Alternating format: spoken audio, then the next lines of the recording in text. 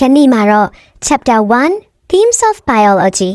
ဇီဝဗေဒရဲ့အထူးအကြောင်းအရာကြီး၅ခုအကြောင်းစက်မှတ်လွယ်ကူစေရေးအမေးဖြေပုံစံလေးနဲ့တင်ပြထားပါတယ်။ဒီ channel နဲ့အတူနားကောက်လောက်မေးခွန်းလေးတွေလိုက်ဖြေလိုက်ရုံဖြင့်စာချက်ဖို့အားစိုက်စရာမလိုပဲရရှိသွားမှာဖြစ်ပါတယ်။မေးခွန်းတင်